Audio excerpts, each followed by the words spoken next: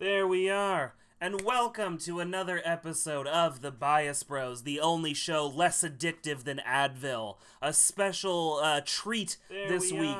Not only some very special guests, but a very special topic that I normally cannot talk about with my normal co-host Jay. With me this week, I got returning for his second appearance on the show, Huero Culero, Colin, my good old tattoo buddy from me D&D group. Hello.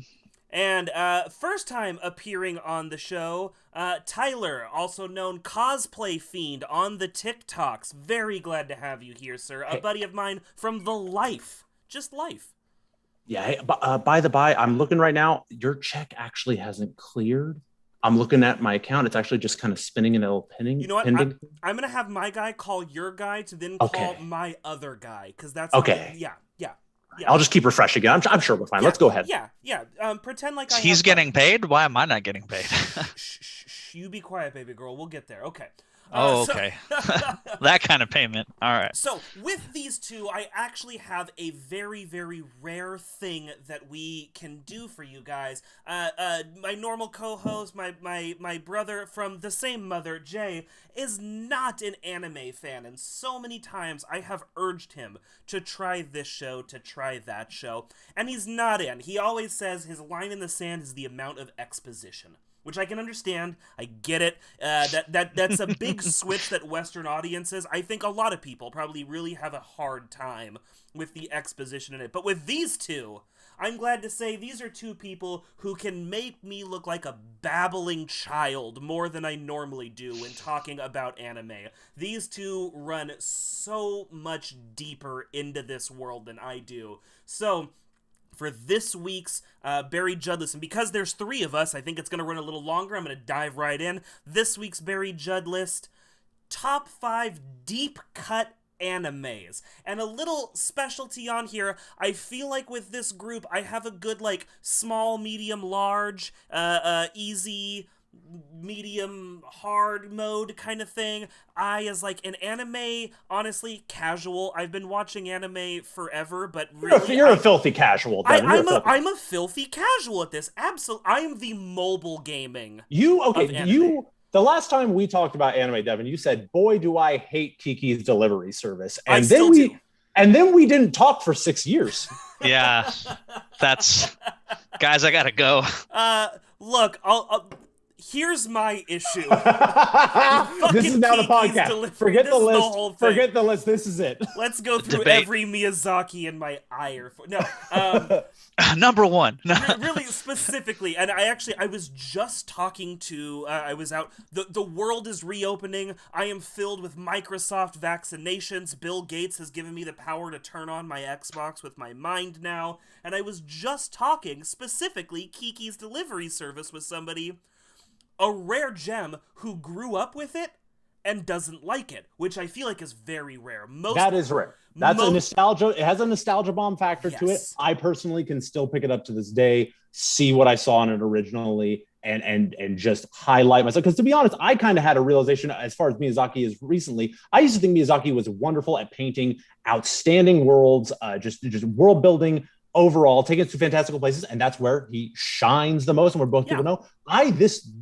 In these now the dark times, I have been able to watch a lot more of a backlog old Ghibli films that are not fantastical, that do not take place in a fantastical environment. Only Yesterday, that's just one that takes place in a small town. There's no fantastical elements to it, and that's when I realized it's not the world that Miyazaki builds. It's people connection. It's to write these characters that are not like anybody you know, but still have such human qualities and characteristics that you can attach to or say, I felt that, I've done that. I've never talked to anybody about that though.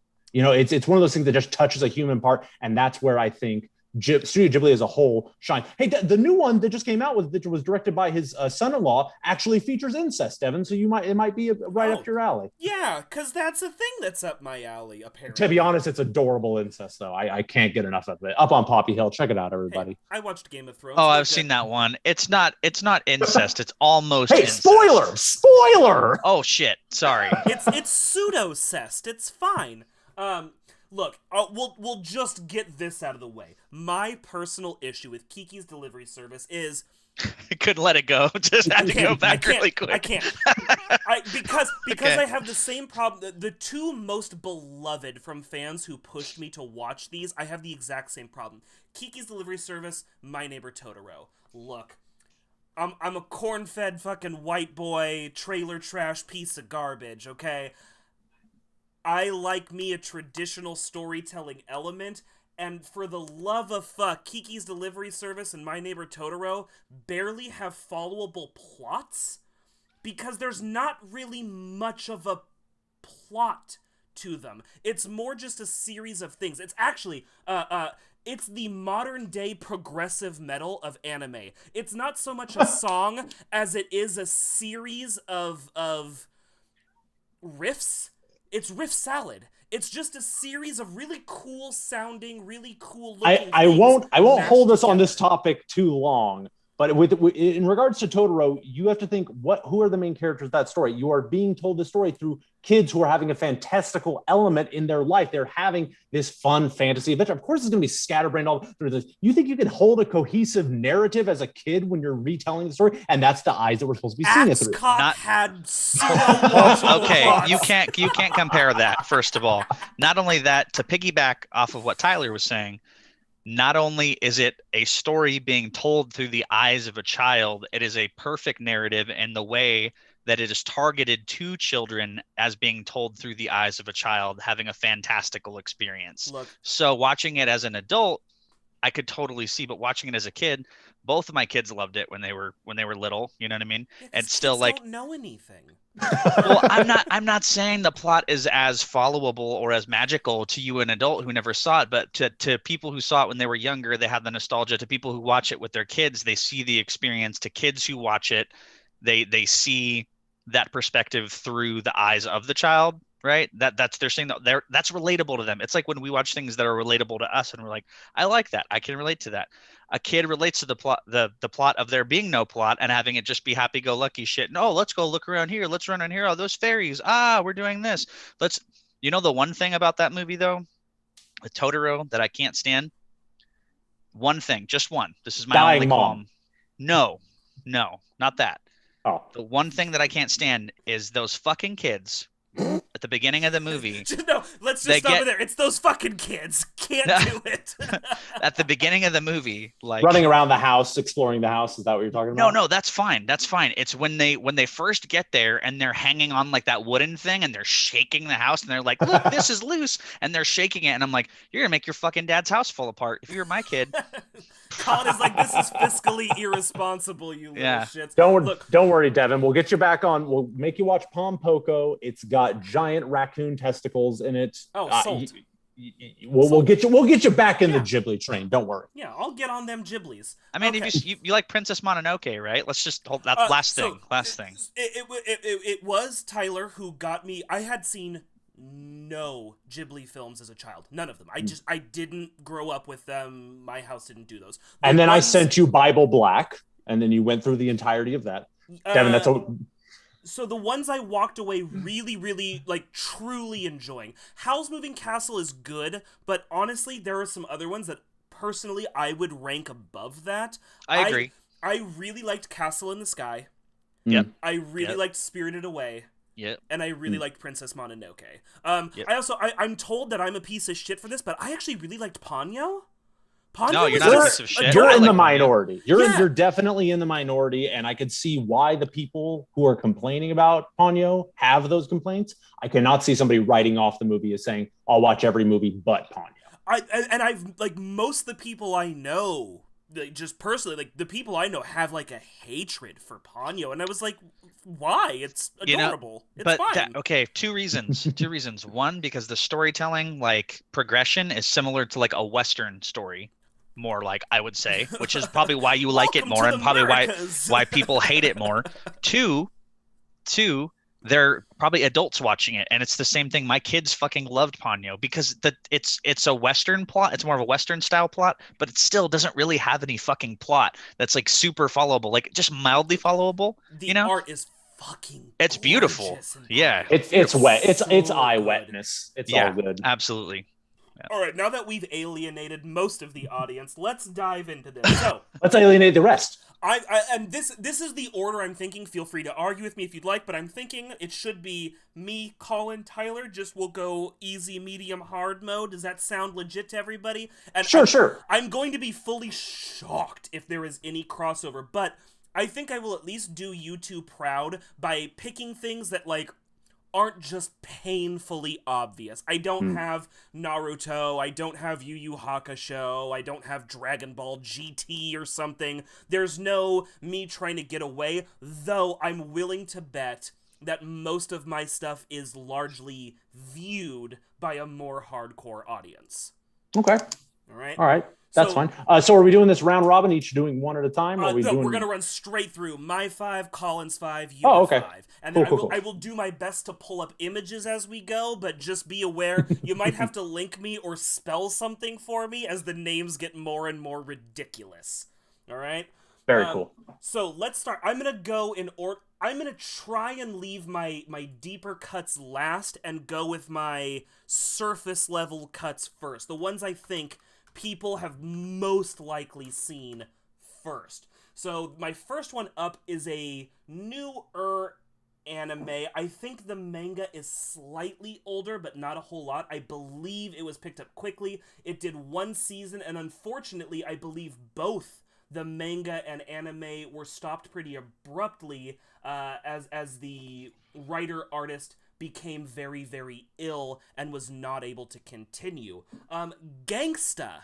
My God! Oh, yeah, I just fucking watched Gangsta, dude. Oh, I just rewatched The Gangster. I was recently introduced through I was in a comic book club for a while, and they did Anime Month, and somebody introduced me, and yeah, what likable characters, what a kind of insane Bebop vibes. It gives me insane Cowboy Bebop vibes throughout the whole thing. And great carryover. I personally love, and I know I'm stepping on your toes here, Devin, but it's something that stuck out to me. Having a deaf character in an anime is not new or old. That's why they suggested it. It's not new or old necessarily, but having them push the level of, no, I'm going to make the scenes where they talk and having it actually sound like when a mute person or a deaf person has to speak. And they didn't feel a need to subtitle them. They just let it ride. Yeah, I love that. Yeah. God damn it, that was a great show. Yeah, it was really good. And so for me, what I tend to lean into, this had really like scummy punk rock vibes, and that's just kind of my jam. This wasn't uber powerful high class warriors. This wasn't a chosen race of people. This was kind of a bunch of scumbags doing scumbag shit. Yeah, it kind of kept into like at worst hyper reality. Also, be careful saying chosen race of people. Okay.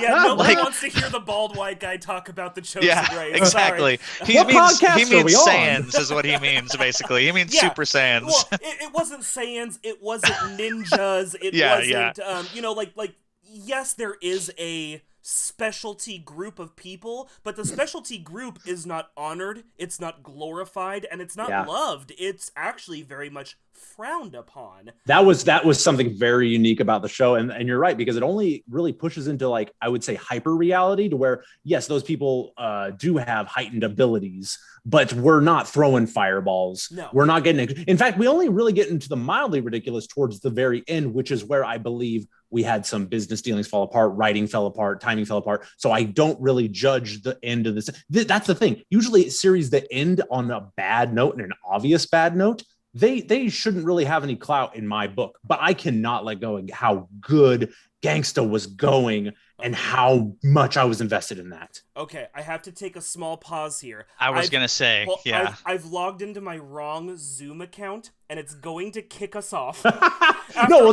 the trouble we went through, it is going to kick us off because I'm on the wrong... I have two. I have a work one and I have a personal one, and I'm using the wrong one. So we're going to take a brief pause.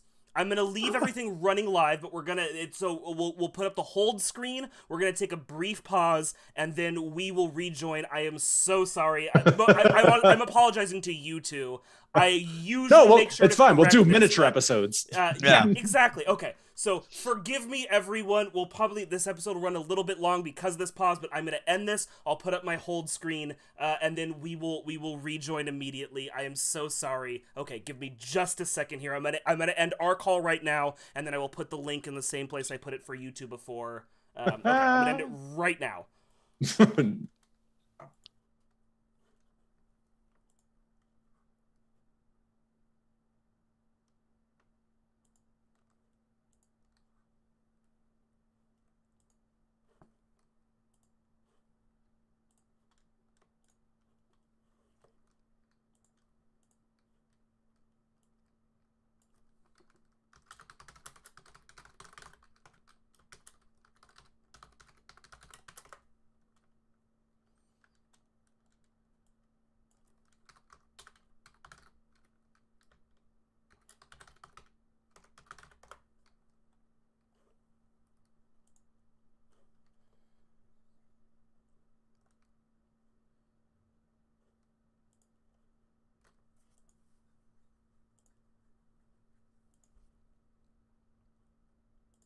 Okay, I'm back for everybody live. Hi. We're going to get everybody rejoined right now. I apologize. It's that work account versus the personal account, and I left my personal one up instead of my work one. It's completely my fault. But yeah, that's what it was. It was, I've been working all day, and yeah, it's been a week. Oh, has it been a week? Are you okay on my audio right now? Yes, yeah, you sound great. We're just gonna wait for Colin to get back in, and then we'll run to my next one. This has never in, I think, 76 episodes of the Bias Bros, I have not had this issue once. Throwing you guys off your game. I'm throwing you off your game. You know what? I'm willing to blame you too.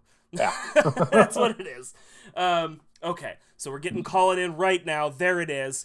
Okay, apologies once again. Let's move on to that. We'll use that as a graceful move. I was just calling 76 episodes-ish of Bias Bros. I have not had this issue once, but it's that work life versus personal life, and now with the plague running outside, I'm using my personal computer for my work life, and it's just throwing the world into chaos. Okay, I think I'm going to get a reaction out of Tyler on my next one because he suggested this one to me. Uh-oh.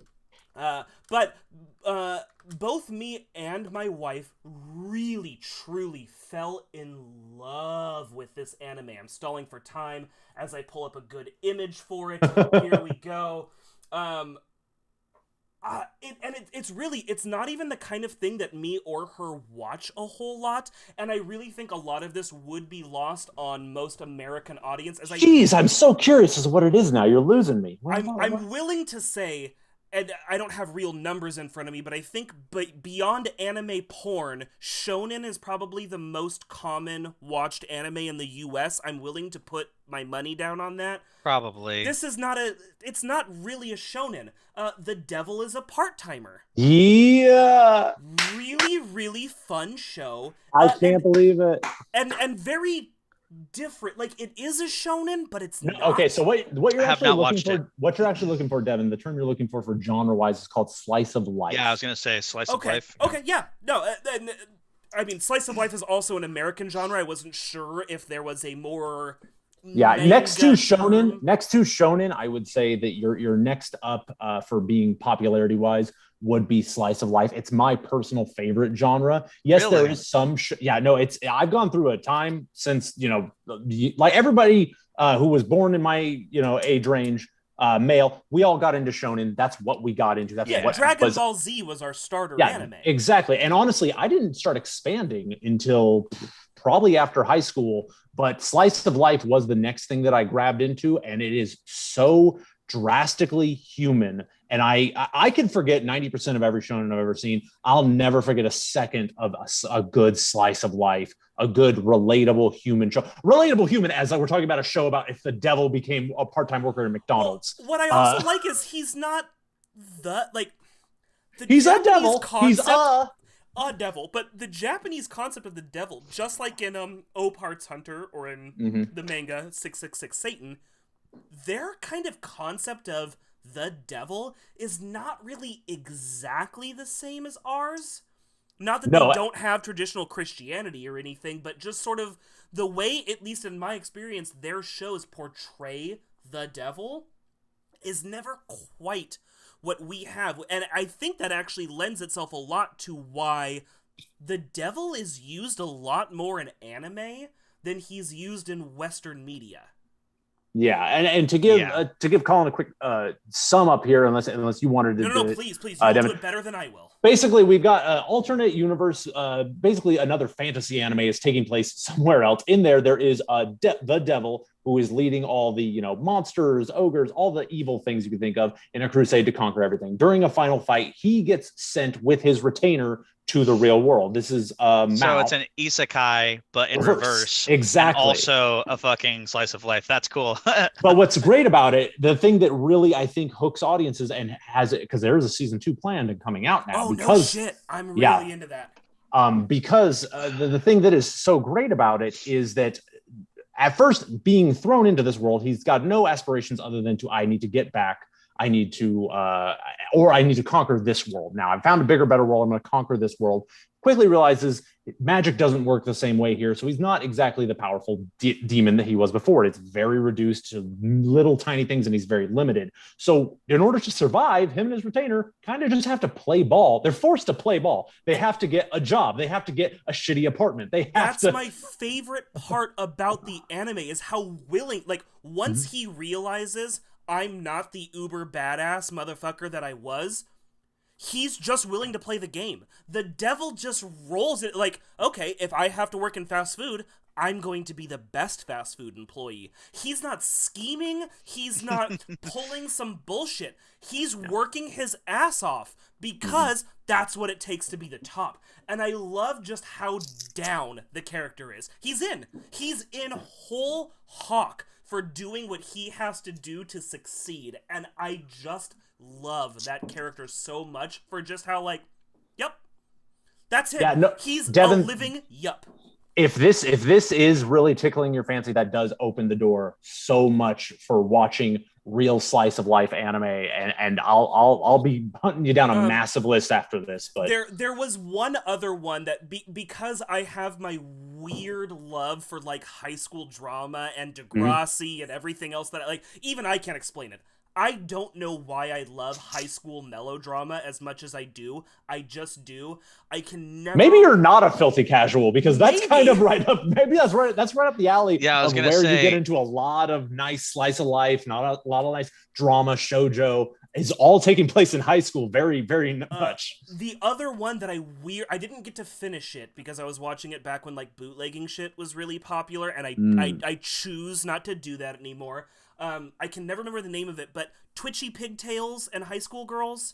You are thinking of not Naginatsu, with the Azumanga Daioh. Yes, what you're thinking of. I love Azumanga Daioh. It was so fun. I can't explain why me, Mr. Death Metal and Violence and Blood, loves it, but I do. And Colin judges me so much. No, I'm not judging you at all. I've watched some slice of life.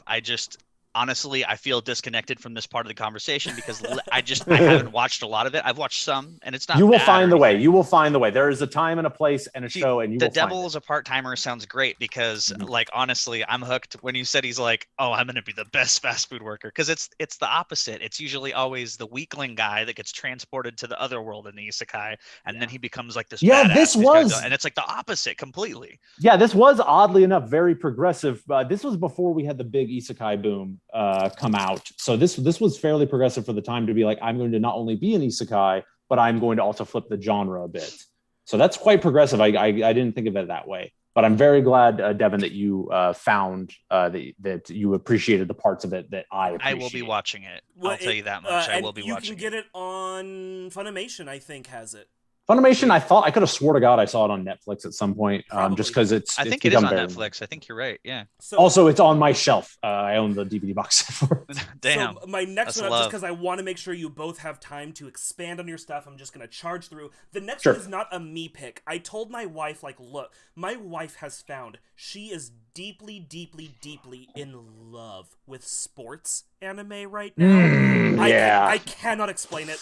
I hate it. I'm not into it, but I told her. Let me rewrite my 5 list real quick. Because I was doing this deep cut, I was like, look, take your deepest cut sports anime that you like right now and put it on my list. So it better not be mine. Better not be mine. Hold on. Let me just say something. This is a category of anime that I know even less about. But I have watched one of these animes. Is it the volleyball one? Everybody loves that. No. Haikyuu. No. Everybody loves Haikyuu. Okay, no, shut the fuck up for a minute. Haikyuu is beautiful, perfect. Those are my special baby boys that know how to fly, and I will not hear this slander. I'm not hating on it. I haven't seen it. I've only seen one, and I don't remember the name of it, but it was a sports anime that was also like I don't know what the genre of anime would be called, but it's the one where it's like as perverted as you can get without being too perverted. Ecchi. Yeah, sure. And it's like they're a team of like where they have to like bump each other. Like, Kaijo. Yeah. Of course you know it off of that insanely vague description. Shut the fuck up. These girls are spinning, knocking each other off, floating devices in pools with their tits and their asses. It's unapologetic. Only. No, they're only allowed to do it. But it's great because they're like super butt power attack. You know, it's not like fucking. Oh man, it's anime as fuck. Okay, so there's something very. I need you to just Google image, please, for me, Devin. If you will Google image just the word Cerebus, like the 3-headed dog, Cerebus, and then the name of the show, which is Keijo. And I just want you to look at all the images for me for a while. And can I put this on? Am I going to get pulled off of YouTube if I hit enter right now? Is this your work computer? No. Is my video going to get flagged on YouTube? You are not. These are swimsuits at worst. Okay, so don't worry. K-E what? Keijo. Cerebus Keijo. Okay. And image that, please, for me, because this is one of the special attacks that takes place in the show. The image I'm not even going to tell you guys what image I'm putting up, but I feel like the audience will really appreciate the image I'm putting up. That's apparently what they're talking about right there. Yes, and it doesn't stop there, dude, because there's vacuum butt cannons. There is mirage titties. There is mech mode. Okay, so the one my wife picked is not that. Oh, well, fuck it's that not then. even close to this. What are we talking about? That's why I had to say it because I was like, this deserves mention, and it's the only sports anime I've seen. Yeah. It's not even really a sports anime. So her first pick was Haikyuu, and I said Haikyuu. Please say Haikyuu. Haikyuu, like not spelled this way, but like Hiq. Haikyuu. Yeah. Okay. That's H-A-R, but no, not spelled that way. Pronounced that way, not spelled that way. Okay. So that was her first pick. She is in love with that anime. But I said, no, go deep. Like, what's the weirdest fucking sports one you watch? She has a rock climbing one. She has a swimming one. She has a racing one. Tons of swimming ones. The one she picked was Prince of Stride Boys Sprint to the End of Summer Alternative. I think it's mostly just called Stride. This is the running anime, if I'm not mistaken, correct? So the way she described it to me, it's only one season and it's like a parkour relay race. Okay, yeah, I think I know the one she's talking about. It's called Stride. And unfortunately, I can't talk about it more, but that's good because we're going to get some time back. But anybody who's at all interested in sports anime, my wife loves this. She says this is her deep cuts pick for sports anime, Stride. I'm gonna hold off because God, I could do an entire dissertation on why sports anime is good, but I'm not going to because we've already eaten up so much time. Welcome to my TED Talk. I'll just agree with you. Does that make you feel better? Oh my! It's just if you don't hurry up, I'm gonna have a heart attack. So just go to the next one quickly. So the next one, I have not seen this in a very long time, but I feel like this is probably my deepest cut, because it's and anybody who watches this show knows I love to break the rules of the very rules I set for these. So it's not an anime show; it's an anime movie. That's right. That's fine. Break rules. Kiki's Delivery Service. It is Kiki's Delivery Service. No. My neighbor Totoro. My neighbor. No, it is Straight Jacket. Have either of you two seen this? I you saw got it me on the against the wall. Sci-Fi Channel. Like randomly, me and my wife were drinking at like 1 a.m, and the Sci-Fi Channel puts out. So you might have imagined this. No, I have an image. It's real. So the way the movie works is basically magic and technology coexist. Mm-hmm. But while magic is super useful and super powerful, the more you use it, the more your body becomes corrupt until you become a horrible kaiju monster. And then technology, giant mech anime, comes into play, and they start piloting these mechs to kill the kaiju. Except the mechs are powered by magic fuel. So eventually, the very mechs who pilot the things to save society from the magic-using kaiju will eventually become the thing they fight. So you've got kind of like a half Evangelion, half Madoka Magica kind of situation going on right there. I don't know the second one, but I know the first one. I know the second one, but I haven't watched it. So okay, yes. Yeah, like honestly, what I like about it as a movie, it's very digestible. You're in, you're out. I think it's probably only hour and a half, hour 45 minutes. Though I did watch it on Sci-Fi Channel, and that probably means it's edited. Maybe it's a little longer and a little more in depth than what I saw, because most channels will edit down their stuff to make sure there's room for commercials. But I walked away really enjoying just kind of that like wham bam thank you ma'am pacing. Like, you get in the world, you understand the world, now we're into the plot, and it just worked. Like, I haven't seen this in easily 10-11 years, and it still stands with me as like a really standout thing I suggest to people who just want to try an anime. It's a little more actiony, a little honestly, it's like action horror. Like, call it like a Cronenberg kind of body horror, but done in anime action setting. And like, Cronenberg horror is very near and dear to my heart. Anybody who's looked at the comics that I write fucking understands that shit. Yeah, I really walked away liking Straight Jacket, and so I'm glad I found something that neither of you two have heard of. No, it definitely sounds up my alley, but you completely caught me off guard. I'm almost willing to deeper dive into this to find out it's just made in South Korea and you're an idiot. I feel like I win this match, though, because I found one thing that neither of you two... Please watch it and let me know if it's ass, and, like, I'm only looking at it through that rose-colored glass of 10 years ago. I'm looking at some images here. It's a very nice art style. I'm definitely feeling that, like, early 2000s gritty, bootlegged Hollywood video release. Yes. No, that you are right up that alley. That is exactly what it is. All right.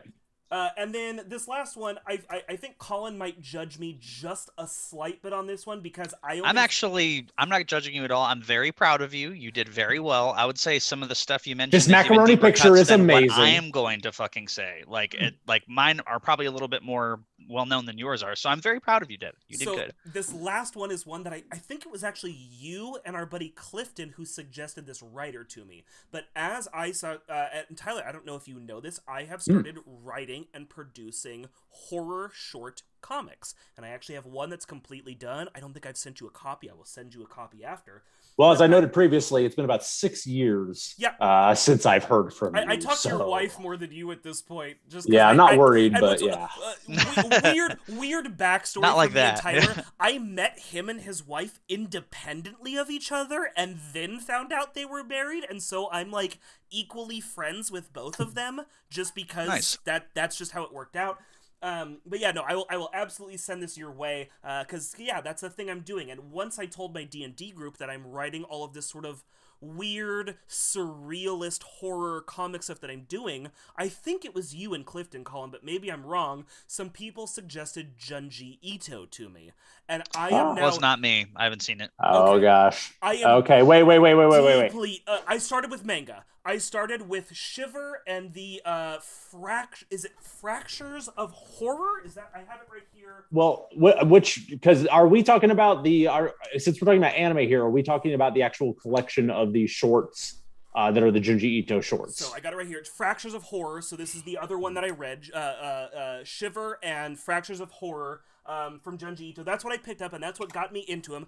I have Uzumaki sitting next to me, but I haven't had the chance to dive it's so into good. it. That's what It's I so hear. wrong. It's so Though, wrong. They're doing it as an anime, but it looks like it's more of a motion comic than an anime, and I'm really turned off by the idea of a motion comic. That's just not my thing. I'll try it, but I want to read the comic first and let it live that way. But yes, what I am talking about right now, and I feel a little bit cheaty because I actually just started watching it today, but because I've read so much of his shorts, I'm watching them going, okay, I actually know all of these shorts and I feel like I can talk about it. Yes, the Junji Ito collection started in 2018. I think it's actually even still ongoing because he has that many shorts.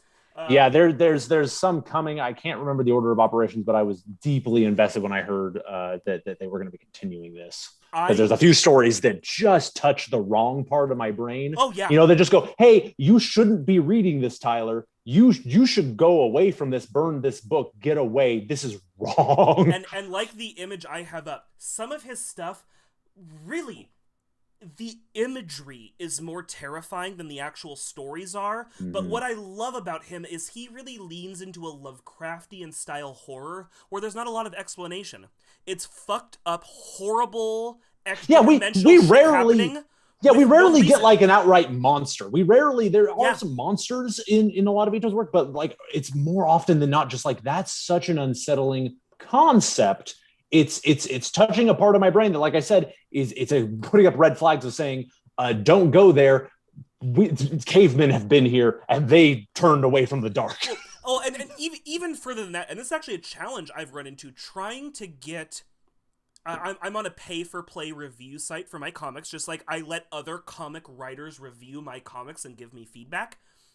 And the thing they're struggling with is they all say the same thing. You don't explain your villain enough. And I go, you don't read enough horror. Because personally, for me, horror is better when the villain goes unexplained. And Junji Ito rarely bothers to explain why these things are happening. It's just fucked up shit. There's just weird, extra-dimensional, horrible shit happening. Why? Because sometimes horrible shit happens. Sometimes Devin, terrible things happen to good horror people. is just better when there's no explanation as to what it is. And like in general. That is my approach. That is Junji Ito's approach, and that is H.P. Lovecraft really started. So have you read The Enigma of Amigara Fault? Or do you know of it? It's the Hole Was Made for Me one. Have you seen references to that online?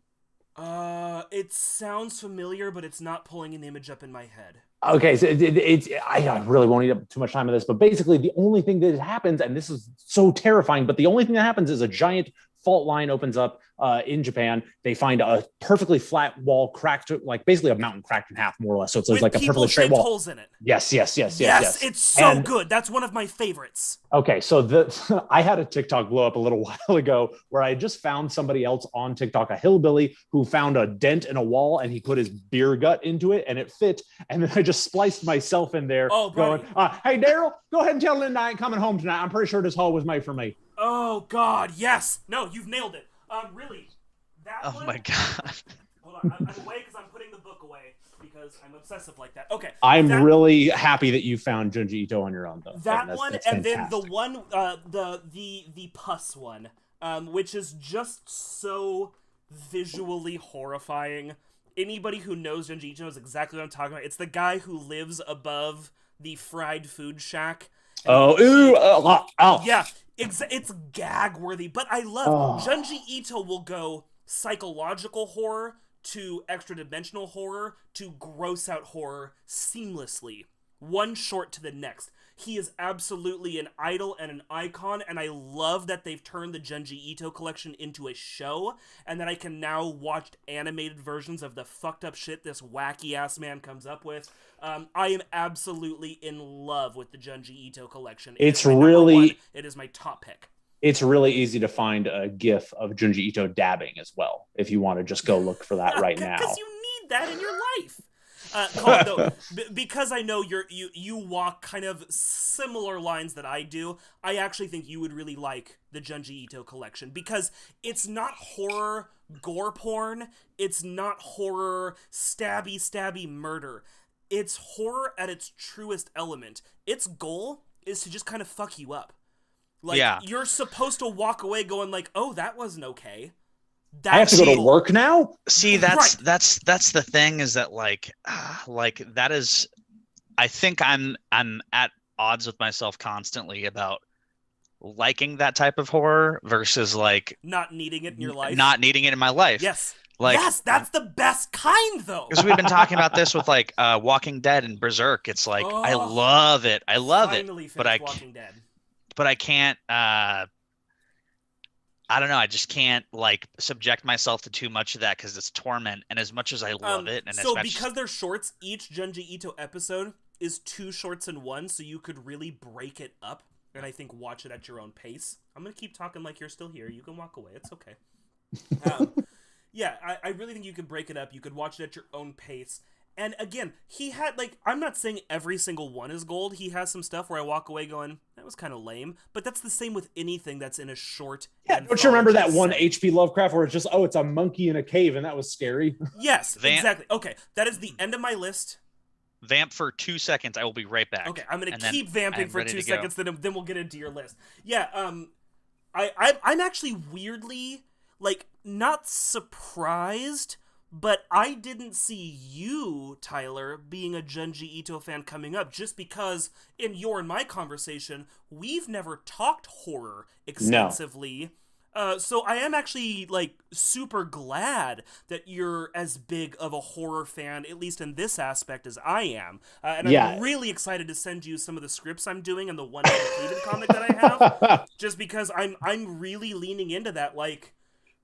No, I've decided, as I've gotten older, it really is wrong horror is the thing, which that's why, I mean, I got into H.P. Lovecraft a little late in life to show up to the party to be like, hey, I want to talk about H.P. Lovecraft. And they're like, you're a hipster. I'm like, aw, I wanted to be here when it was cool. Just ignore all the stuff where they're like, he was really racist. Yes, he was. There's no denying it.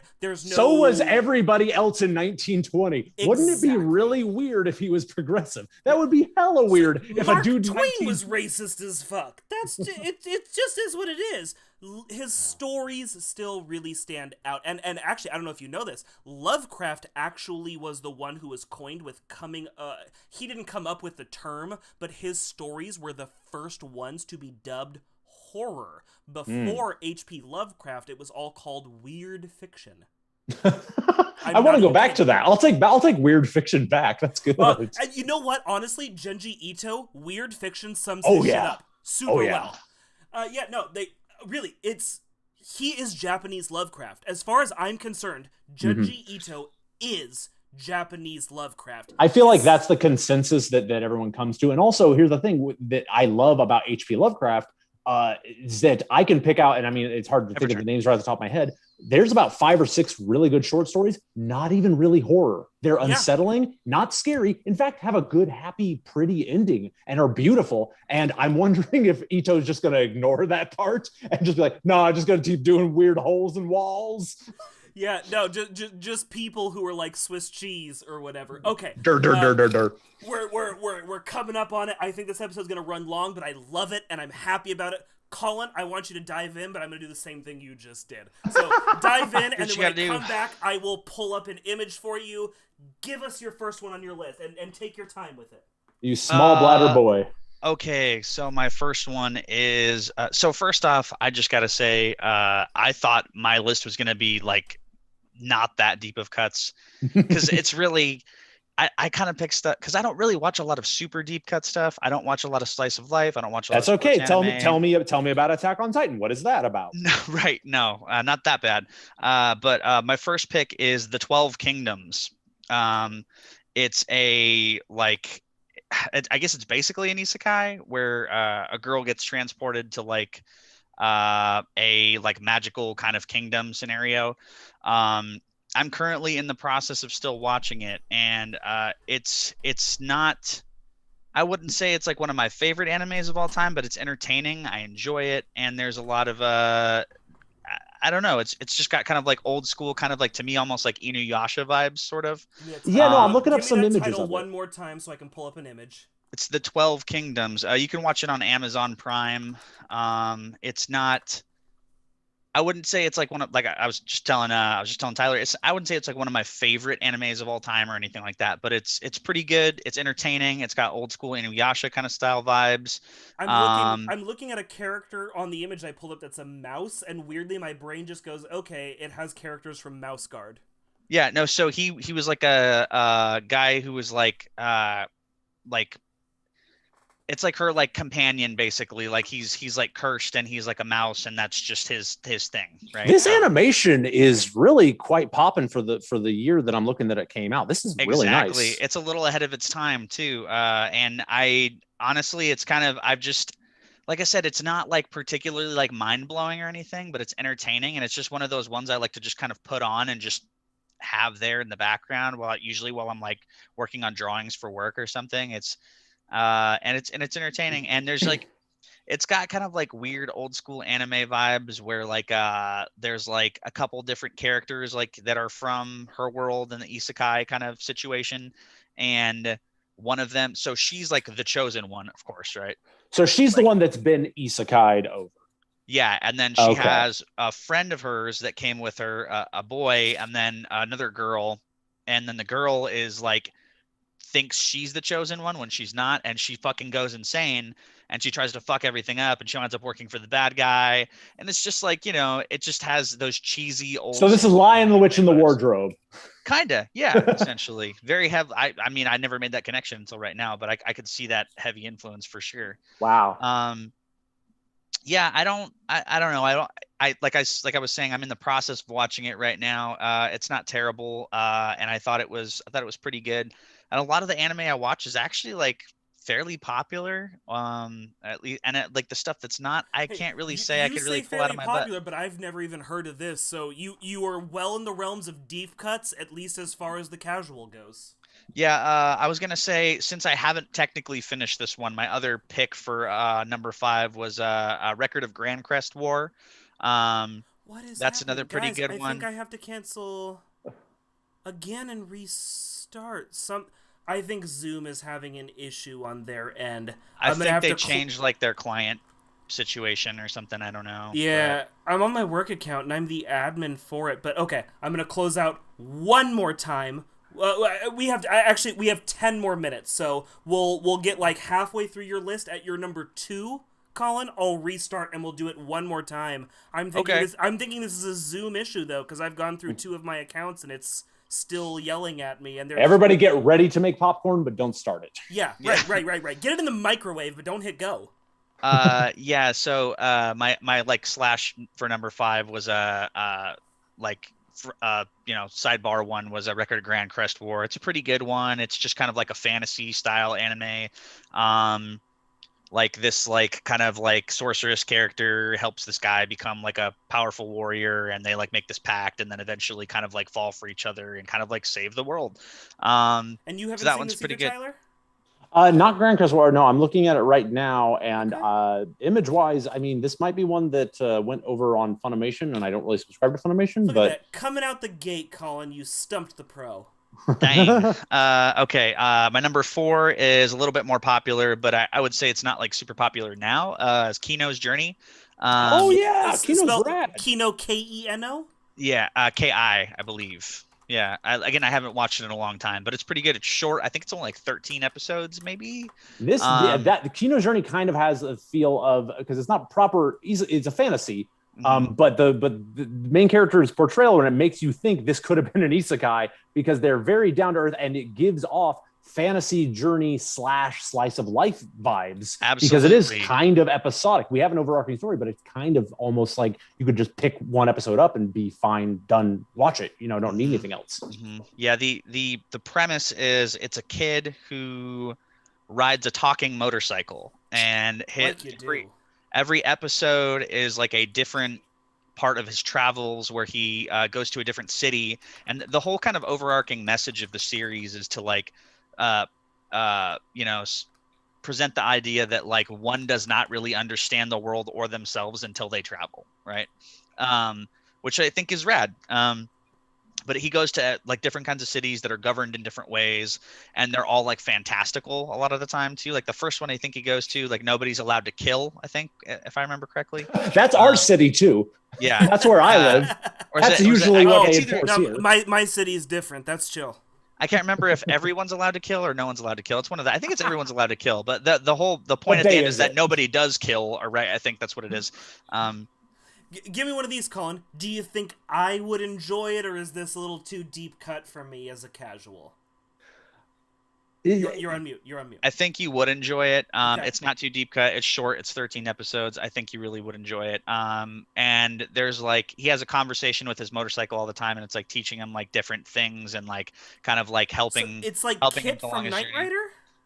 Kind of, but Okay. but the kid is like, he's also kind of a badass. Like you're not really sure what's going on throughout a lot of the series. Like you think he might be like some type of assassin or something. Like you really don't I'm pretty know. sure he has a Mauser. He has a fucking Mauser, and he's a badass. And then Okay. like, you know, one episode, like he goes to a city that's like a utopia that's walking on 4 legs, but it's a utopia, but it's actually like it's a metaphor because it's a utopia, but it walks on these giant 4 legs and it crushes everything in its path. So it's a utopia that crushes everything underfoot, which is kind of like, you know, put 2 and 2 together. It's a heavy-handed metaphor as a city. Yeah. So, you know, there's stuff like There's that. this flower, but it's also a vagina, man. Yeah, no. Yeah. That's where all our babies come from. Let's see. And that's pretty much that. Yeah, no, I like that. I expect like you can really sell me on stuff with being short, not be. I sound like an asshole saying something like that, but I don't know. I tend to appreciate things that are very digestible, and just like Gravity Falls. 2 seasons, you're in, you're out. It told the story that it wanted to tell. Nobody pushed them, nobody extended it. So I tend to really like short stories, not because they're short and I can get done with it quickly, but because a short story tends to be what the artist wanted it to be from the beginning, with no filler, no fluff, and no bullshit. They get to get in, they get to tell their story, and they get to get out. Not to tangent too hard, but I would disagree only in one respect there, Devin. Oda, who is writing One Piece, knows exactly what he wants to do, and he can't be stopped. He's gonna die before he gets to the end. No, if he's not. Berserk has taught us anything, he is going. That motherfucker. He's a genius. He's a genius. 54, he's got it. 54, and the dude who wrote Berserk had a what is it called? A dissected aorta. His heart ripped itself open due to stress. Okay, hold on. But let me show. just identify something right now. There are 2 big differences. Look at One Piece. Okay, if art is a reflection of the creator, right? Look at One Piece. One Piece ain't on the same scale as It's not the same fucking thing. No, don't shit on artwork of One Piece. It wanes and it goes. No. I don't It's mean not it like shitting on it, but it's not the same thing. No, that's not what I mean. I mean, like, as an expression of oneself artistically, you look at One Piece and you're like, there's heavy shit in there, but to compare the heavy shit in One Piece to Berserk, like, Miura was definitely going through some shit. So I like the fact that he died by his heart fucking exploding is poetic as fuck. Like, let's be real. His heart went no and killed him. If you've watched or read Berserk, like, I've that's all I have to say. I have not read. I need to pick up the manga. Yeah, Berserk should be experienced, and I won't go on a One Piece defense rant because also that will be my second. I love TED One talk. Piece. I also have a One Piece tattoo. I have a Berserk tattoo, but I have both. But I love both those animes, which is ironic. We're having this conversation. I would check again. Just I think a short contained story. Sure. And here's the opposite of that. Infinity Train. It should have been 1 season. He planned it to be 1 season. They did 4, and I'm not saying seasons 2, 3, and 4 are bad, but they're definitely inferior to season 1. Season 1 is a contained story. It's beautiful. It's damn near perfect. Because sometimes just telling the story that you set out to tell is better when you're just telling that and you're not extending it. You know what it's actually ironic that we're having this conversation because one of my favorite animes, of course, is like, which a lot of people, one of their favorite animes is also Cowboy Bebop. You know, it's short. My favorite anime of all time, Trigun, is also very short. It's my number 4, I think. Until he does Overdrive, Override, or what the continuation of Trigun. Oh yeah. Which isn't bad, but it's not as good. No, it was just what it was. It was something to make a movie for people that wanted something extra. A cash grab. No, they did manga too. I got it sitting right next to me. Oh, really? Yeah. I only have I don't know if I still have them, but I had all the manga from the original one. But Yasuhiro Naito is one of my very close to my heart. One of my favorite fucking writers and animators. He's just great. Wolf is just such a good character. Yeah. Dude, Wolfwood is probably my favorite anime character of all time. He's everybody's favorite from that show. I disagree. I think the most originally written MC in all anime, and I would maybe even put that fight to fiction, is Vash the Stampede. I think there's never been an MC he's wonderful. like him. Yeah. Well, the fact that you have a pacifist gunman alone, like the overarching message of that show, like, oh man, okay, now we don't have literally. There's a minute and a half remaining in this. I'm glad you can see it. We got a minute. Do you guys want to end it here, or do you want to squeeze one more in? We can end and restart the call right now, or you can squeeze one more in before we got this minute. Okay, I'll say this. One of Yasuhiro Naito's fucking animes makes it onto my list further on, so we will have time to talk more about how much I love him. Okay, I'm going to apologize to the audience. I don't know what's happening. I've gone through both of my accounts, and again, I'm the Zoom admin for my work account. I don't understand why it's kicking me out. I think they're having an error on their side, so let me apologize again. I'm going to end this call one more time. We'll pick up the call one more time, but given what we have left, I think we can get the rest of this done in one more call. So let me end it here. We will rejoin back in. We'll pick up from your. That's my number 3 left. It's not 3. 3 left. Yeah. Okay. All right. I apologize again. I am very sorry. Let's do this now.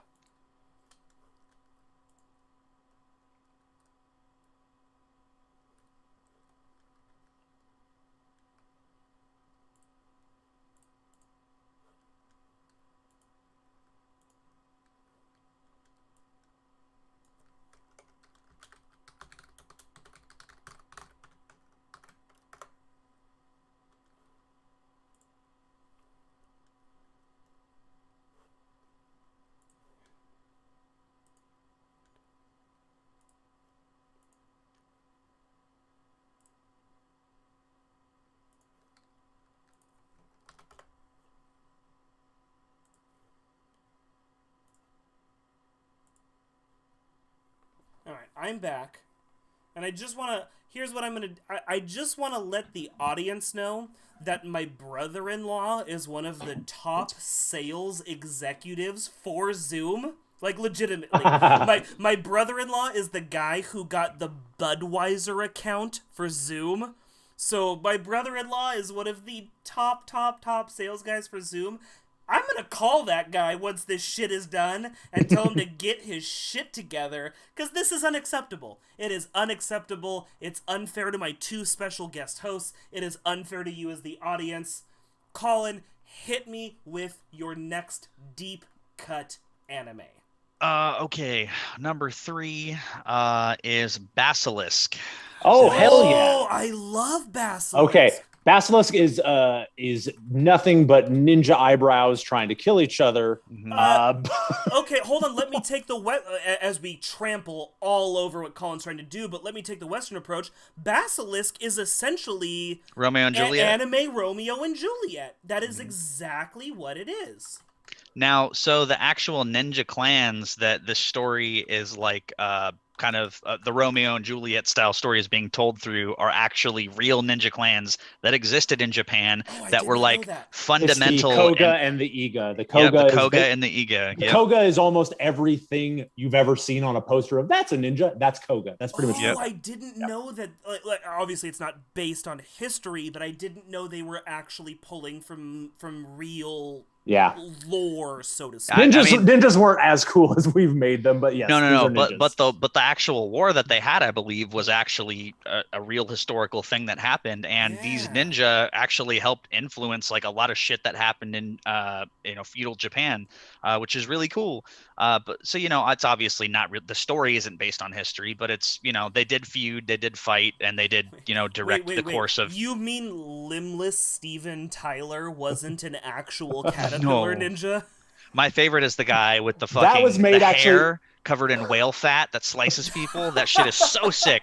Like actually, I found the manga in the store. Like before I even long before I found the anime, and I read the manga in the store when I was like, I don't know, 15. It's like maybe even before the anime existed. I don't know. And I found it and I started reading it and I was like, oh, this looks cool. And like the first page in, they're having that like battle, like to see like who's like Spider Boy's trying to eat him. Yeah, and he fucking does that thing, and I'm like, what is he doing? Oh, and it's human hair covered in whale fat, and that's how he's slicing people. I was like, that's anime as fuck. That's like some Yu Yu Hakusho, Hunter x Hunter kind of shit, but it's like not like as magical. Obviously, Hunter didn't exist at the time, but you know what I'm saying. That kind of style anime, I love that shit. Obscure powers. Hunter existed back then. The original Hunter manga was old as the original Hunter. Sorry, no, I can't start talking about Hunter. I seriously will override the whole thing. It's one of my favorites. Yes, I love that. Oh, it's so good. Okay, no more Hunter doesn't. Yeah, no more Hunter doesn't exist. Yeah.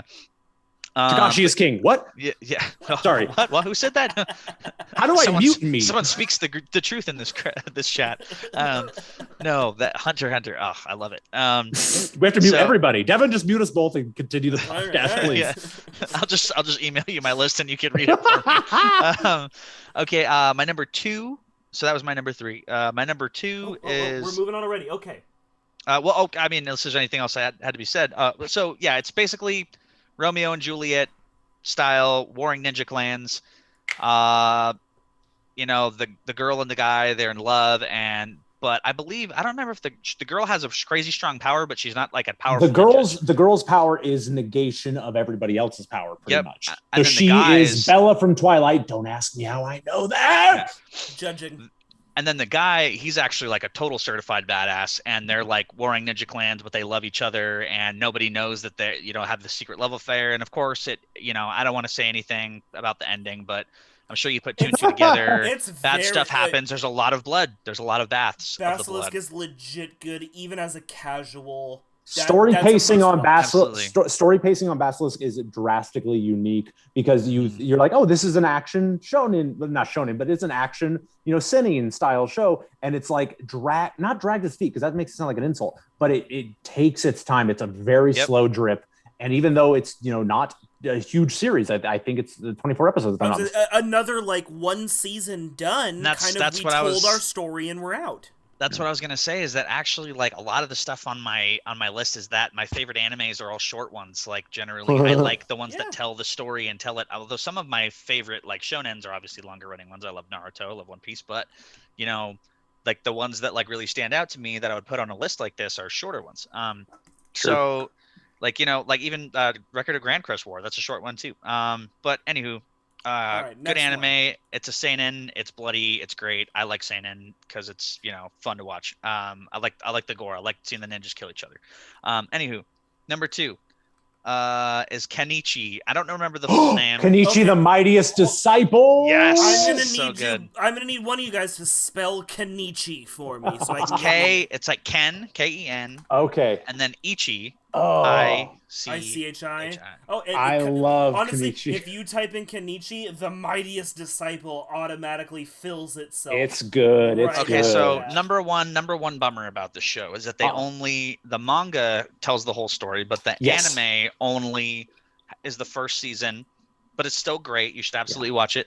So the story is there's like a weak, puny wimp guy.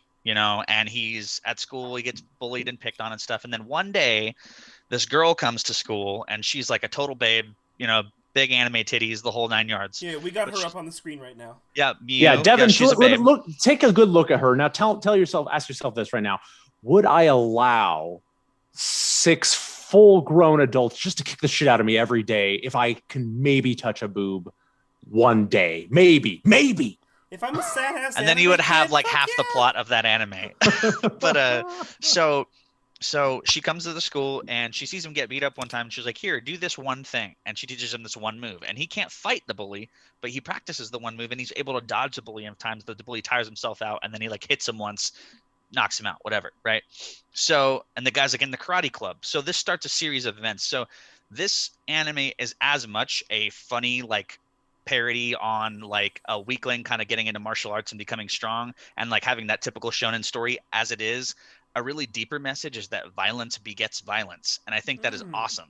Yeah. Because he sees from the very beginning that one act of like doing that thing, being strong, makes people come after you and want to challenge you, even if you're not trying to fight. And this is something like you could talk to like all your homies that are like over 6'5". This is a thing that happens. Everybody always wants to pick a fight with them, and it's like you don't really know what you're asking for, bud. And in this case, you know, he's a little guy, but he's got moves, and he's got to fight people all the time because he's got moves, and people want to fight him. And it's just the gets one, shit, the one backdraw I would call of Kenichi is it doesn't, because it's not a full. I wouldn't call it a sports anime per se, but it feels it touches very close to a sports anime trope, or the trope that should have existed, which is basically to say we've got somebody who is not into blank.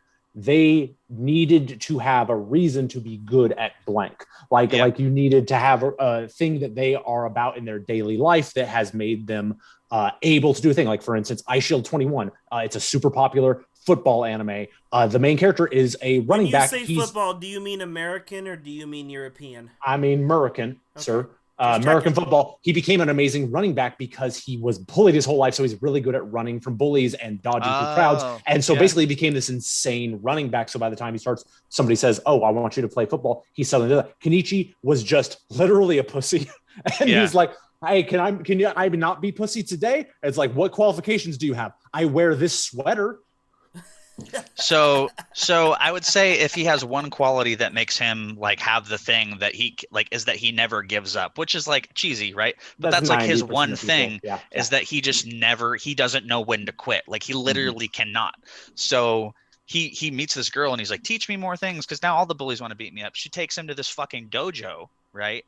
And at this dojo, this girl is the like granddaughter of like a martial arts master of like all these different styles, total fucking badass. And he lives with like 6 or 7 or something like different martial arts masters of like Muay Thai, Jiu-Jitsu, Kung Fu, all this shit. Love Henya, I don't know how you say it, but it's not that shit, right? This isn't fucking Tenchi Muyo shit. Where like they're it's not a harem. You're looking for harem is the word you're looking for. Okay. It's not a harem anime. No, all the other ones are males, and the grandpa is obviously a male, and they're basically all like, "If you ever touch her or hurt her, we'll kill you." And the grandpa even tells him once, like, "The only man I would ever let be with my granddaughter would have to beat me in combat," and he's like probably the most powerful martial artist in the world. Oh, but you just gotta wait till he dies. You're good. But I mean, like, the guy's like a fucking Hulk. He looks like Goku Super Saiyan all the time. You know. I was gonna say he kind of looks like All Might and Hulk had a baby. Jesus. Yeah, and he wears like a green kimono too. But no, so you know, the premise of the show is he goes and he fights all these different bullies, but then he eventually gets caught up in this fight to protect his dojo and protect his friends and stuff, fighting against this gang. And the gang's like members are all named after like Norse mythology, like gods, essentially. Yeah, it's badass. It's really cool. And it's like, you know, and then he eventually, like, every episode he studies with a different master and learns different techniques and like learns a lesson, right? And then at the end he fights like the fucking, you know, boss of the fucking, you know, dudes, who's like Odin, right? Who like you know, it's just like, for instance, like they just have really cool abilities that work into like the framework of reality, even though they're ridiculous still, but they still work in reality. And that's like, the sports aspect to me a little bit, towards, you know, you have a sports anime that takes like a move and says, "Let's put this awesome visual on it to make it a ridiculous thing." In actuality, if we took all that away, he just got punched in the gut. Yeah, like a dragon did not erupt into his stomach. Yeah, like one guy, he doesn't have any martial arts training, but he's just a really badass fighter because his instincts and his body are trained really well. So like he does like unorthodox shit, but he like, do like a butt slam attack on somebody's back or something, you know, and he's just kind of a thug, but he winds up kind of being a good guy, you know, but it's like he's just a badass fighter that he's just, you know, has got good instincts. He's our Vegeta, he's our he's more our Kuwabara, I would say. He's more of a Kuwabara. Not a Hiei. Hiei's got moves. Don't talk about my boy Hiei like that. Don't talk about my boy Hiei like that. Okay, anyways. Colin, you must be short. Oh, I am. I love Hiei. No, me and Colin are in the short boy club. Don't you go fucking judging Tyler with your tall and your bullshit. It's not even the shortness that I love about Hiei. It's the goth angst. I love it so much. But yeah, no. So yeah, and then like he fights the Odin or whatever. Obviously lining up with the Odin not having an eye, right? Does the magic thing. This motherfucker takes his glasses off, and when he has his glasses off, he like can his vision is blurred, but his instincts work better. It's just ridiculous. Anyway, but so great anime. Love Kenichi. Yeah. Yeah. So my number one, which is like going back to Yasuhiro Naito, who is like again one of my favorite writers and just like animators. I as soon as I saw Trigun, I was enamored. But my number one, pretty slept on anime in my opinion, is Gungrave. Okay, I'm gonna. Oh my gosh! All right. Okay. All right. His name is Brandon. I can't have an anime with a guy named Brandon. Okay, yeah. Hold on. Let me get this out of the way. I was introduced to Gungrave with the video game games, which are both 1 and 2 are dope fucking games. I love those games. That Devil May Cry energy to him. I had a hard time with the anime because from episode 1, the anime is not the games. Yes, it's not. So you have to remove yourself from that, really. Which is so hard, because I fucking love Rockabilly Red Cadillac, bro? I'm all about that shit. Oh, I love those games so much. Okay. Calling yourself Beyond the Grave is really kind of very comic book name. That's a very comic book character name. Beyond the Grave is your name. But I mean, like, if you look at, like... Yeah, it is. But I didn't know it was the same dude as Trigun. It is. I mean, I should have known with a fucking rocket launcher machine gun coffin. I should have fucking known. Yeah. So I love Gungrave for multiple reasons, right? But one reason, as far as storytelling goes, it's short. Again, short anime, right? The other reason I really love Gungrave is because it's told in a story writing style that I love, which is where we start in the future, then we go to the past, and then we return to the future, and then we tell the whole story from that point on. Can you tell me more about how you love Berserk? Yeah, I know. I could exactly. So, Gungrave is great, and I recommend as much as I am very much a subtitles anime watcher, I would strongly recommend being an English speaker. If you're gonna watch it in English, because the last few episodes, to get the actual weight and the drama, because also it has fantastic voice acting. Like a lot of Yasuhiro Naito's animes do have good voice acting. A lot of anime from that time period has really good voice acting. That is one of them. And the last few episodes, the last few scenes, the emotional weight that it carries of like the interactions between those characters, you can't really get it without watching it in English, because I've watched it in both. And I'd personally say that's one of the few animes that I prefer to watch in English, because I know the voice acting cast is fantastic and I can get that feeling from watching it. Damn. And, the premise of the anime is essentially this guy who comes back from the grave as a science experiment, who's just like a savage killer that can't really be killed, as far as we know, trying to get revenge on the people that have wronged him. And then you find out the story, which is basically like a pretty straightforward mafioso story of two ghetto boys working their way up through the ranks that were best friends and were always there for each other. The tightest of crews with their street punk motherfuckers work their way up. And then eventually, as time goes on, we learn that power, corrupts, and that continues and continues until the best friend and the main character become alienated from each other. And then, the best friend, winds up killing the main character, and then he comes back, and that's when you really see the full story progress. And like the emotional weight of like that whole thing is one thing, but then when you see kind of just like, I don't know, the whole series is pretty decent, it's pretty good, but then at the very end, the last few episodes are just like so emotionally heavy and are just about like the depth of like friendship and kind of like how fucked up it is, and how like no matter how bad someone's wronged you, sometimes you still can't help but be their friend. That's kind of like the message overall, and it's great. It's a great anime, and that's one thing I love about Yasuhiro Naito's anime style, is that there's always a big overarching message through the plot, and it's always very bromantic, and I'm super okay with that, like. And I'm glad that you mentioned style, because for me, again, I was introduced with the games, and the games are so big. They're very like oh god, what is that series called where you play as all the Japanese It's not called Samurai Warrior. What am I thinking? Dynasty Warrior. Dynasty Warrior. It's basically Dynasty Warrior with guns, but it's not good enough just to hack and slash. You need style points.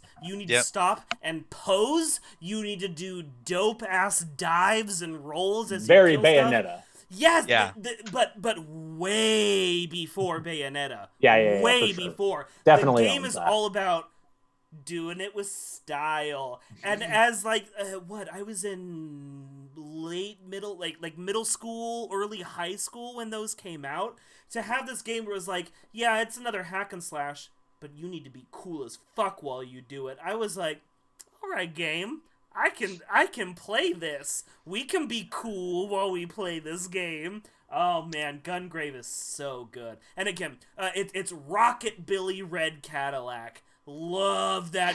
He's a ghost with an electric guitar, and what part of that sentence is not me? So that character doesn't actually make it into the anime. No, neither does the guy with the sword machine guns. I don't even remember his name. I'm pretty sure he's blind, but he's dope as fuck. So, I mean, I would say, Devin, give the anime a chance. Sit and watch it. I tried it, but I think I tried it in high school, or I was like, this has nothing to do with the game. Fuck you. Yeah. I need to try it again. Yeah, I would say, and watch it in English. It's got a good voice cast. It's also another one, actually, and I just made this realization. It's also got some kind of Romeo and Juliet vibes to it, too. Okay. There's a little bit of romance, big mafia story, got a little bit of that Godfather energy to it. Friend versus friend kind of fucking thing. It's real dramatic, like a lot of Yasuhiro Naito's stuff kind of is, honestly. But it's got a good message, and I really like it. And I think people should watch it and give it its due, because it's definitely obviously pales in comparison in the shadow of Trigun, but I feel like it's slept on, and it needs its due. So all right. That's it for me. I don't want to cut you short, but we're already over time, and I'm so willing for overtime. We still got Tyler's whole list. Tyler, hit me with your first one, and then I'm gonna sneak out and take care of my tiny little baby bladder. I really feel like I'm gonna let you guys down here. No, because you guys. No. Here's the thing. You guys chose shows that you liked. I chose shows that I hate. No, I love it. It's all interpretation. Do it. Hit me and tell me why you hate it. No. Okay, they're not all ones I hate though. So I'll try to go back and forth. Okay, but we're gonna start bad. Let's start bad. Let's start in the dirt. Oh, I love hate. I live on hate. Okay, so the first one I'm gonna pull up here is referred to as Sister Princess. If you're gonna interpret that name alone as you will. Yeah, I've already got it. Oh God, just pulling this up. Okay, I'm gonna pull up the worst image that I just found. I think it's even a small image, but we're gonna do it. All right, so I got to give you the synopsis of the one. This is a show that I watched forever ago because it was, like I said, back in the olden times, the before times when streaming wasn't a thing and where you couldn't really choose what you watch. You basically had to find what you could find, watch what you could watch. So, oh boy, quick synopsis of this. It is a harem anime. It is. It's not as ecchi as harem anime were becoming around that time, because I want to say this guy came out in early 2000s, early 2000s, I believe, is where this guy launched off. Basic plot is we've got Wataru, who's the main character. He is transferring into college. And not college, high school. He goes for his high school entrance exam. Entrance exam gets screwed up. He does not get into the school that he wants. Instead, he gets a special invitation in the mail to say, oh no, you've been selected to go to a special school, kind of like a lottery win sort of scenario. And he gets shipped off to an island oh God, what the hell was the island called? It was called a Promised Island.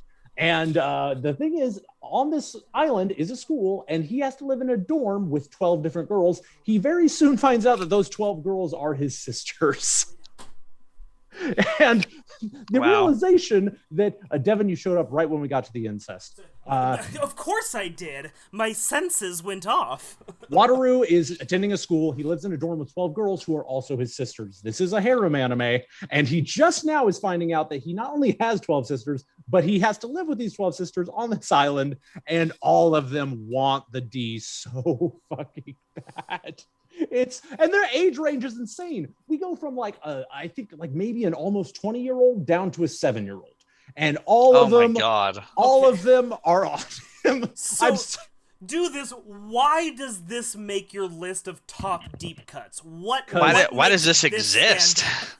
I think you both just answered my question. It's so bad it deserves an honorable mention. So bad. It is one of the original worst harems I ever saw. The thing, I don't want to spend too much time on this because I could spend an hour talking about how bad this show is. But the 12 Sisters, he doesn't really mind. He doesn't ever write his dad, be like, hey, Dad, did you go around the world and bang 12 women really close to my birth? His text to his dad is like, bro, this fucked up. Like, because that's the thing okay.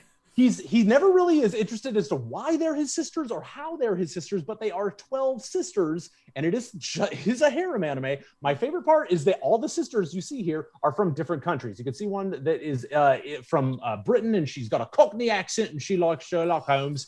And my favorite part is the Japanese one named Haruka. Haruka wears a kimono and acts like a samurai and has tea ceremonies. And the first time that she meets him, she says, "Wunderbar, brother mine." She has a German accent for no reason, no explanation.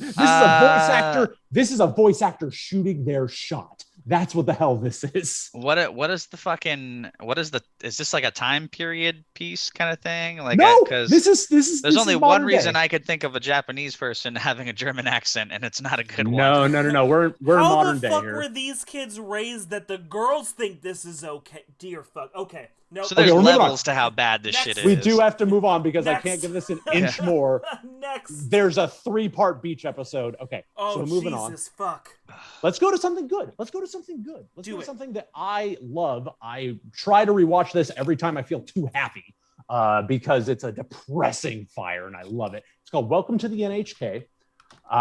This is I think I've heard of this. Yeah, no, this is a story about a 22-year-old college dropout named Sato. He is hikikomori, which if you don't know what hikikomori is, it basically is it's a NEET. It's somebody who basically lives off their parents' money, does not have an education, does not have prospects, does not have a job, and kind of just does not go outside at all. All their life is lived inside. He's in denial, however, of this fact, because he's a college dropout. He's going through this amounts of depression, and he just thinks it's going to end someday. And it unfortunately just keeps going. He's living in this apartment. The image I pulled up, he's even got anime on his screen. He's got a cardboard cutout of an anime girl. He's oh fuck, what's the fuck? There's a Western term for this too. Well, he's not an otaku though, because that's the one I was thinking of. Because the otaku, he's not an otaku. He does not go through that. That's one of the phases that he goes through when he's kind of trying to figure shit out. Because this is really all like an analysis of depression and how he's basically in denial for the most part of it. He meets a girl who comes into his life. Not exactly manic pixie dream girl. She's far more down to earth than that. But I could see people categorizing her as such. She's basically trying to push him through like kind of self therapy to kind of realize what his issue is. He has these hallucinations where his appliances in his apartment come to life and start talking to him. And it actually goes back and forth through these fantastical elements, like I said, like in his apartment when he's imagining these things, to them being thrust out into the real world where he has to deal with real people. And it's in those moments that his depression starts to actually settle in. And that's when he retreats back to the original lifestyle. And he kind of... Yeah. Look, I got, like, based on what you're saying, depression is my favorite genre to explore. It's my favorite emotion to do a deep dive into, because who has never been depressed? No one. Yeah. It is so relatable for a deep dive. And so, especially in anime, focusing on the emotion of depression and the sort of the inner workings of like trying to fix but falling in, slipping up, going into those comfort motions of depression. Yeah, and that's all his stages. I really could get into this. He goes through because his neighbor is an old high school friend of his who he doesn't realize moved in next door, and he is a high-end otaku who's high functioning, and he goes outside. You know, unlike Sato, who kind of stays inside all the time and is afraid to go outside. But that he kind of projects on with him for a little bit to say, oh, maybe this is who I am. And this is a reason for why I am dealing with what I'm dealing with. And it's not something drastically it's not just straight up depression. It's got to be something bigger. It's got to be something different. And he keeps trying, and it keeps falling right back to it. It's only 13 episodes. It is so like if you're in a good, you have to watch this when you're in a good place. Yeah, if you have to watch this if you're in a good place in your life, because if you're in a not great place, horror comics. I'm watching this when I'm at my fucking lowest, man. That's where it comes from. If you're not in a good place, you will just sink deeper to be like, oh no, it does all mean nothing. Yeah, fuck yes. No, you've sold me based on that. Okay, I love the exploration of depression, and like not even in like the morbid emo millennial shit. Truly, I love the exploration of depression because I think it is universally relatable. Talking about something that's overly happy, weirdly, is not as relatable as talking about something that is overly sad. I think depression is just something that everyone will go through in their life, and to get out of depression, you have to explore depression, and that's what makes me really love it as a set piece. This I think I could really get into. One thing that I think is really cool about that too is that with like older style anime, which is typically more what I watch versus like the newer style stuff, is that the older style stuff, they would give you a depressed character who's existing in a world that you can't relate to. You know what I mean? Like he's a fucking hitman or he's a fucking bounty hunter or whatever the fuck he is, but they're all depressed and they're all fucked up and they're all dark, you know, and it has kind of like a film noir quality to it, right? Which is cool. But in new style anime, it's like the characters are relatable. There's somebody that you really like. It's just an average Joe who's depressed, and what's more relatable than that? Because that's like 95% of the world. We all been there. We've all at least whether you're there now or not, we've been there. Yeah. All right, and let's go ahead and slingshot out of our depression, right into fighting foodons. Is that what it's called? It's called Fighting Foodons. What you just heard there was me singing a bar of the intro because it was actually set to that. I don't know the name of the actual classical piece of music, but it's a dun dun dun dun dun dun dun dun dun dun dun dun dun dun. Oh yeah. Okay, bro. Look, here's all I'm gonna say is based on the image I'm pulling up. Homeboy got a rice ball for a head. Okay, you got to slow down, sir. You're getting ahead of me. Okay. Oh, I've seen this. I've seen this. Memory unlocked right there. This was on 4Kids TV, so this was a Saturday morning cartoon. Mm-hmm. You know, you could have saw this in the late 90s. I made a TikTok on this and unlocked so many people's memories going, I suppressed this. So I got nothing. This is a silly kid show. It is a silly kid show, but God, can I never forget it. So the plot of the show is it's more or less a normal fantasy-esque universe. So like you've got, that's a castles and kings and stuff, and magic exists, but it's also not like the whole show is not about magic people fighting. And the whole plot, which is kind of given as a little bit of exposition as part of the theme song, like the theme song kind of explains the plot of the show, is that basically one day long ago, a king decided to ask, what do you think is stronger, tofu surprise or stuffed duck? And no context was given.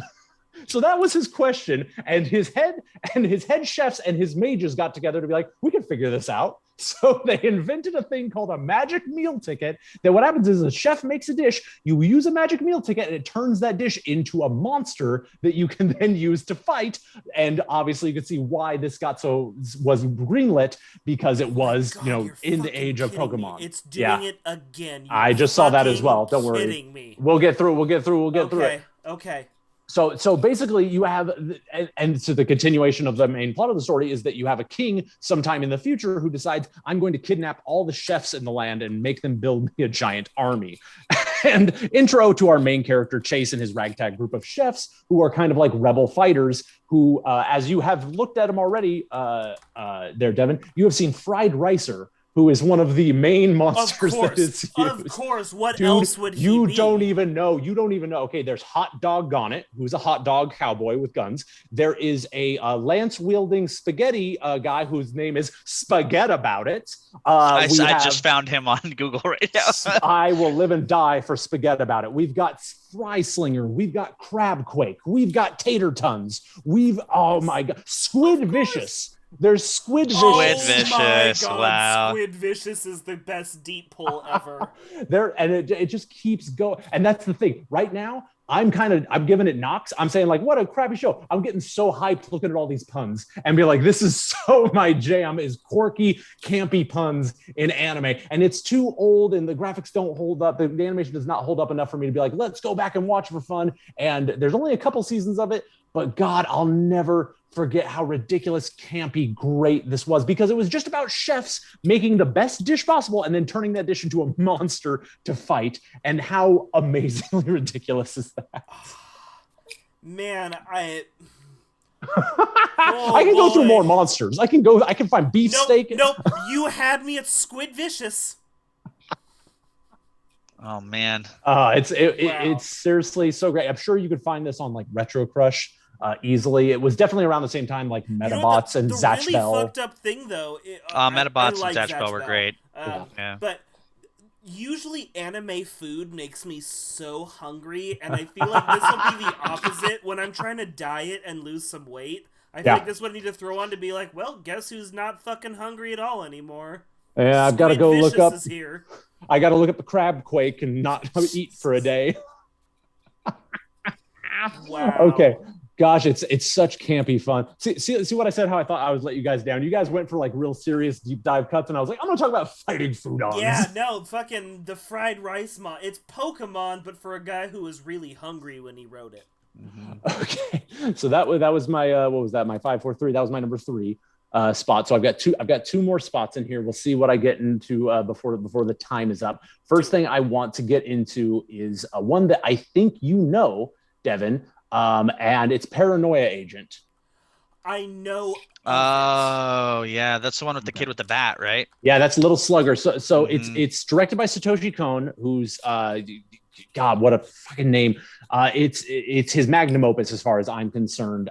It is also one of those drastically misleading anime openings that you ever see. There's a few famous ones over there. I know people like to put up Death Parade as being very misleading. Yeah, I think I actually know Death Parade.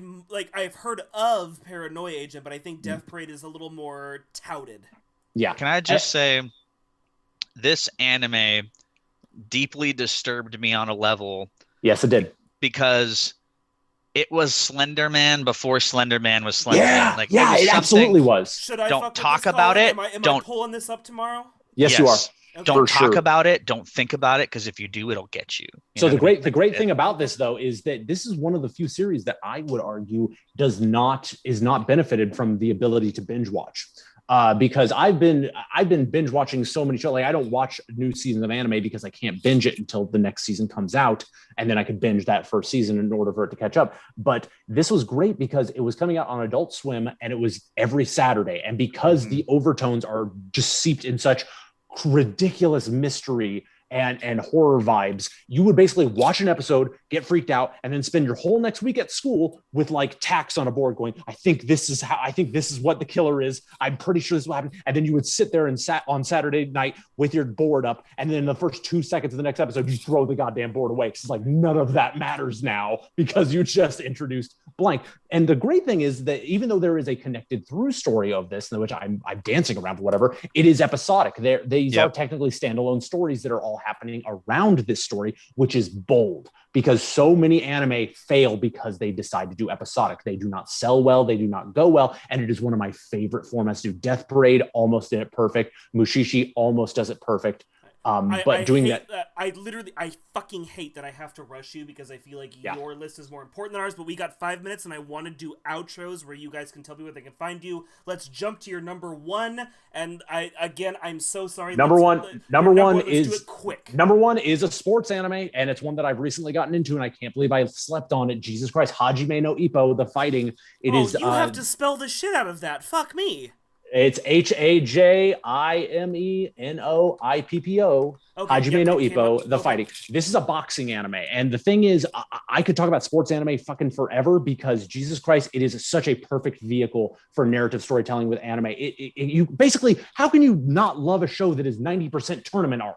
That's what this is. That's what anime is made for. Fuck. And that's what sports anime are for. And oh god, I can go on about sports anime forever. I slept on the genre for so long. Please don't sleep on it. Please find a way to get into it. Oh, look, he looks like Lil Mac from He does. It's Lil Mac the anime. And what's great about this is that he does do that fighting trope that we talked about before. He grew up helping his family with a boat rental service, and he's basically grown up with his mom. He's built these ridiculous strong muscles from basically loading up loading up these giant crates onto the thing. He's got balance in his legs and strength in his legs from keeping balance on a boat while out at sea. And then during high school, during his last years of high school, he, who is bullied all the time, even though he is a ripped motherfucker and he just has no backbone, he gets kind of inducted into this world of boxing, and he finds this brilliant confidence in it. And that's the reason that he keeps going back to boxing, is that he has never felt so alive and he's never felt something to strive towards. He was just coasting through life, just being happy-go-lucky, but this feels like something that he can climb with. And Jesus Christ, the action for the boxing scenes is so over the top, amazing. We're not throwing dragons out of fists or any shit like that, but oh my God, the music pumps up. I have to cut you off there, Tyler. Let's go. I owe you a makeup episode. We're having you back on, but because I will 100% watch that. I'm just saying. Because I love it. Being a dick today, Colin, super quick, tell the people where they can find you. You can find me on Instagram at güero_culero. I am a tattooer. I tattoo in Minneapolis. And yeah, you can find me, or you can Google my name, colinrigsby.com. I have a website. You can check out my work, and yeah. Cosplay Fiend Tyler, tell them where they can find you. Okay, so yeah, Devin just said it. One word. It is Cosplay Fiend, FIEND. I'm on every platform. Recently, though, I've been getting pretty big on TikTok. I've got like 82,000 followers on there. So I do lists like these all the time. I have a series called Actual Anime You Don't Hear About Anymore, where I just kind of throw these out, mainly for comedic effect, not really for exposition deep. This was far too serious and grown up a conversation for me. I'm usually talking about how you shouldn't fuck your sister on TikTok. So you can find me there, Cosplay Fiend. Come check me out. Okay, I owe both of these guys an episode. For anybody who enjoyed this, I'm going to have them both back on. We're going to do a makeup episode. We're going to figure out what the fuck is going on with 2 separate accounts, and one of which I am the admin for Zoom at my company. There is no Is that the title? Is that the title of this episode? I am the admin of Zoom. It fucking might be. This has 76 episodes. This has never happened before. I am very, very angry with Zoom. Maybe a different platform the next time. I'm so sorry. You guys can find me 5dpodcast.com, Mondays, youtube.com/5dpodcast, twitch.tv/metagame network. That one does a Monday with the 5D podcast. It does a Tuesday with the streaming smorgasbord, and then Thursdays, the Bias Bros at 7 o'clock. I believe all those shows at 7 o'clock. I am very sorry this was a broken episode. I'm very sorry I cut these guys off. We will 100% have both of them back on in different capacities, maybe doing anime, maybe doing something else. I am very sorry this was a broken episode. I'm going to scream at my brother-in-law who works for Zoom. But other than that, you guys go ahead. Give everybody your goodbye. Bye. Sayonara. See, it's like Japan.